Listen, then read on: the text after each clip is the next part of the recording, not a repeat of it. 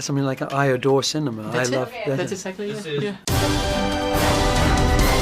The Oasis was the brainchild of James Halliday. Hello. If you're watching this, I'm dead.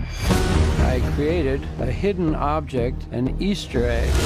The first person to find the egg will inherit $500 billion and total control of the Oasis itself. Your character in the film is sort of an icon, but people don't really know his past, where he comes from. How would you describe James Halliday?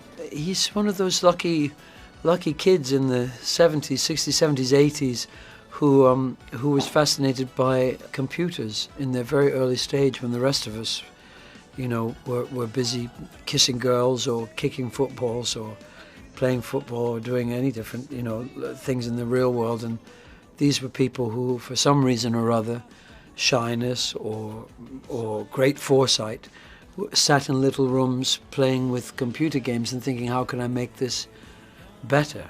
And well, they succeeded, didn't they? And then the film really reveals his loves, doesn't it? It reveals his love for all the different social media of that time, the films and the music and all the things that people obsess about as an escape. I ended up here. Sitting here in my tiny corner of nowhere. There's nowhere left to go. Nowhere. Except the Oasis.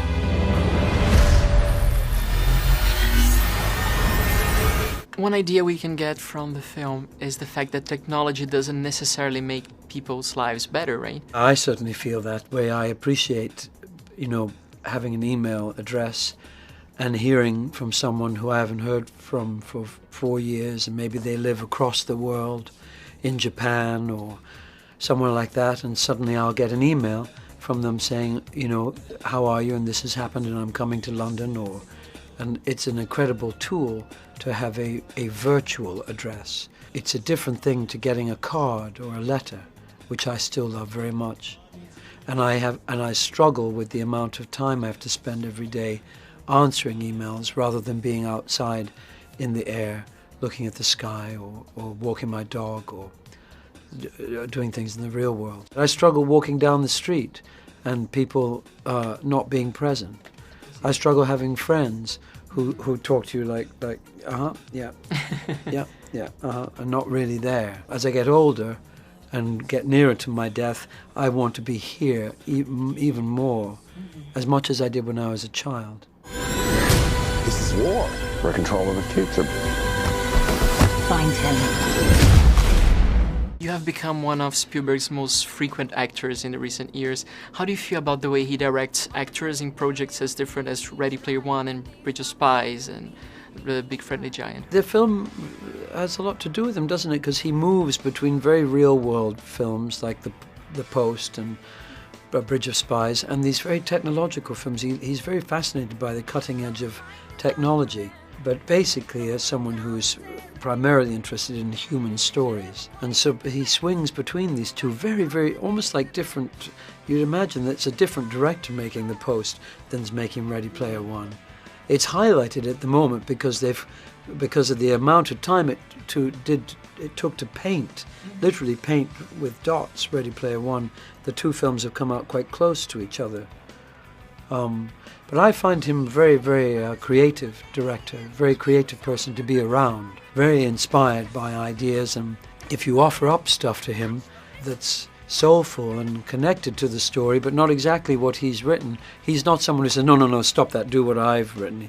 He'll explore where you're going too. He gets very excited when he's making films. He's very, he's full. Stephen's someone who just sees the possibilities in everything.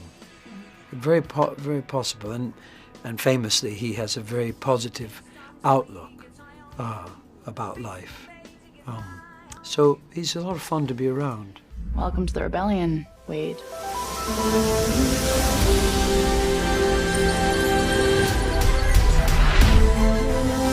You don't tell anyone who you are. You can't use your real name. Hold on to something.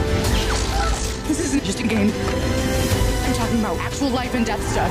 What's going on? Just practicing my Mario Kart! How do you see the change in the time in which pop culture was just like fun for kids, and now when it's become a real serious business? Is it really a really serious business? I guess it is. Yeah. I think, as the film talks about, the need to escape has got bigger and bigger now, hasn't it? Because the problems seem so insurmountable, and the governments. I don't know so much about the government in your country, but in our countries, the democratic system is not working. It's not bringing forth leaders that we have faith in. I can feel there's a great need to, let's believe in something, we'll believe in this pop culture. I don't think it's the answer, but I can see that it's a natural reaction to some of the large problems. Actually, there's a lot more positive happening than the media would have us believe. There's a lot more good being done by people, but it's not as dramatic as the problems.